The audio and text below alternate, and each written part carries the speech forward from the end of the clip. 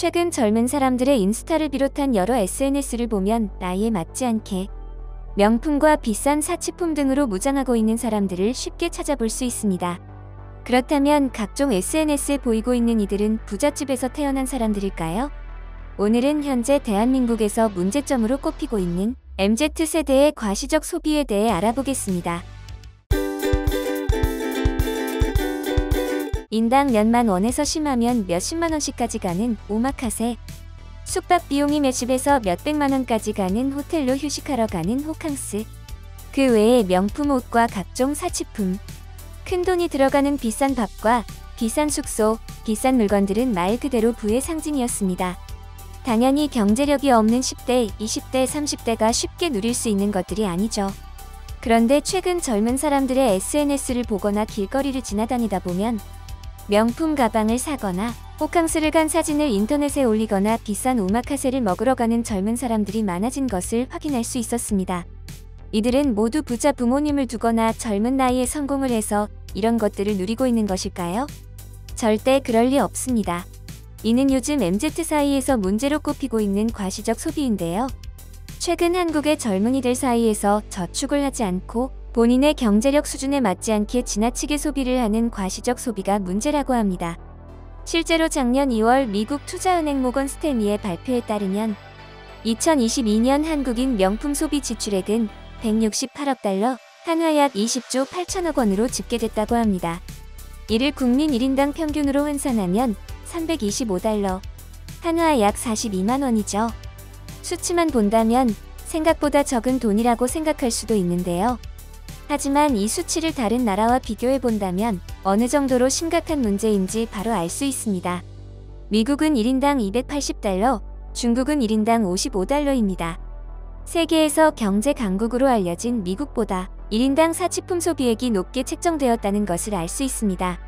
또한 이탈리아의 하이엔드 명품 브랜드 프라다가 발표한 바에 따르면 2022년 중국에서의 매출이 7% 이상 줄었지만 한국에서 4,927억 3,873만 원의 영업이익을 내며 손실을 대부분 만회했다고 합니다.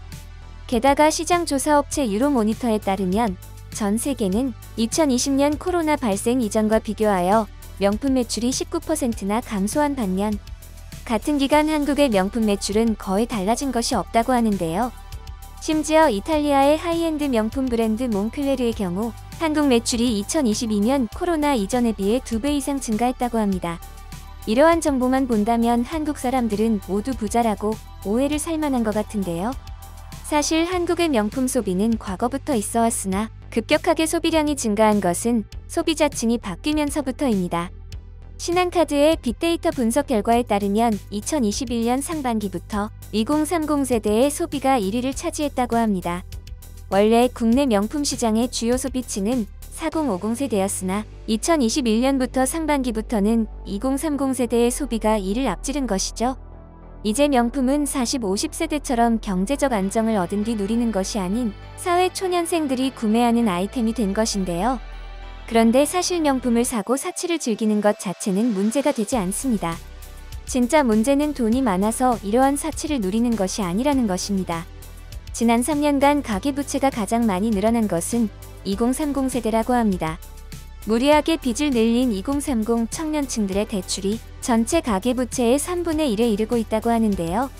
이러한 수치에서 볼 수 있듯이 확실한 건 요즘 2030 세대들의 소비가 소득에 비해 과하다는 것입니다. 심지어 지금은 청년층의 취업난이 심각한 데다가 부모 세대보다 가난한 최초의 세대라고 불리고 있는 상태인데도 말입니다. 그렇다면 MZ세대들이 본인의 소득 수준에 맞지 않는 과시적 소비를 하는 이유는 무엇일까요? 가장 근본적인 이유는 소셜미디어의 확산과 그에 따른 과시 욕구 때문입니다. 한국서비스경영학회가 2021년에 발표한 논문 소셜미디어 속 타인의 과시적 소비에 대한 소비자 반응 연구에 따르면 소셜미디어 사용 시간이 높아지며 과시적 소비를 통해 자신의 정체성을 타인에게 알리려는 욕구가 높아졌다고 합니다. 여기서 말하는 과시적 소비란 타인에게 부, 그리고 지위와 관련된 이미지를 표현하기 위한 상징적 소비 행동을 뜻하는데 자신의 재력과 능력을 보이기 위해 수천만 원까지 하는 차, 옷 등을 구매하는 등의 행동이 그 예시입니다. 물론 과시욕이 없는 사람은 없다지만 SNS의 등장으로 심해졌다는 것이 문제입니다. 이렇게 SNS를 통해 타인의 과시를 접하게 되면 모방 소비 욕구가 자극된다는 것도 하나의 문제로 꼽혔습니다. 두 번째 원인은 보복 소비입니다. 여기서 말하는 보복 소비란 코로나 같은 외부의 요인 때문에 억제되어 왔던 소비 욕구가 마치 보복을 하듯 한꺼번에 분출되는 현상을 말합니다. 요즘엔 공항을 가보면 평일, 주말 연휴 가리지 않고 사람이 굉장히 많다는 것을 알 수 있습니다. 소비자들은 생필품보다는 사치나 기호품을 사들이며 질병과 재난으로 참아야 했던 욕구를 풀고 있는 것입니다. 서울연구원이 서울시민 1200명을 대상으로 진행한 조사 결과에 따르면 서울시민 4명 중 1명은 보복 소비 경험이 있다고 응답했다고 합니다. 실제로 사회적 거리두기가 해제되면서 호텔과 백화점의 소비가 2배에서 3배 증가한 것으로 알려져 있습니다. 이어서 서울연구원이 보복 소비 경험이 있는 사람들에게 보복 소비의 이유를 묻자 가장 많은 이유로 거론된 것이 우울해진 마음에 대한 보상 심리였다고 합니다. 세 번째 원인은 저출산과 미혼 또는 비혼입니다. 출산 혹은 결혼을 포기함으로써 오로지 본인을 위한 소비가 늘어난 것인데요. 이들은 결혼이나 가정과 관련된 책임과 재정적 의무가 비교적 적기 때문에 재정적 자유를 누릴 수 있게 된 것이죠. 네 번째 원인은 돈을 과하게 쓰는 것에 대한 인식 변화입니다. 글로벌 컨설팅 기업 맥킨지의 조사에 따르면 부를 과시하기 위한 명품 구입이 나쁘다는 인식이 일본이 45%, 중국이 38%인 것에 비해 한국은 22%로 비교적 낮게 나타났다고 합니다. 게다가 아무리 노력해도 내 집 마련이 꿈같은 얘기인 요즘 시대에 그러한 노력보다는 본인을 위해 과소비를 하는 것이 나쁘지 않다는 분위기를 만든 것입니다. 그렇다면 2030 세대의 과시적 소비는 사회에 어떠한 영향을 미치게 될까요? 개인으로 축소하여 보자면 과소비는 본인에게만 국한되는 문제이기 때문에 사회에 큰 문제를 야기시킬 것 같지는 않지만 사실은 그렇지 않습니다. 이러한 과시적 소비는 앞서 설명했다시피 SNS를 통해 타인의 과시를 접하게 되면 모방 소비 욕구가 자극되게 됩니다. 그런 경우 타인까지 과시적 소비를 하는 악순환이 반복되게 되는데요. 이렇게 사회 전체에 퍼진 과시적 소비는 화폐 가치의 하락으로 인플레이션이 유발되게 됩니다. 또한 명품과 같이 외국 상품의 지나친 소비는 경상수지 적자의 주요 원인이 되기도 합니다.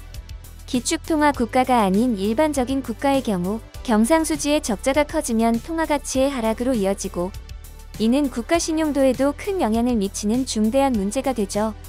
일각에서는 과소비를 하나의 문화로 받아들이는 시각도 존재합니다. 과소비가 아니라 본인의 가치관과 신념을 나타내는 수단이며 청춘의 경험과 추억을 만드는 가치 소비라면서 말이죠. 하지만 이는 달콤한 변명에 불과합니다. 정말 청춘의 경험과 추억이 중요하다면 과시적 소비가 아닌 자신에게 필요한 것에 돈을 쓰는 현명한 소비가 필요할 것입니다. 이번 영상은 여기까지입니다. 구독과 좋아요, 알람 설정 부탁드립니다. 앞으로 더 좋은 영상으로 찾아뵙도록 하겠습니다. 감사합니다.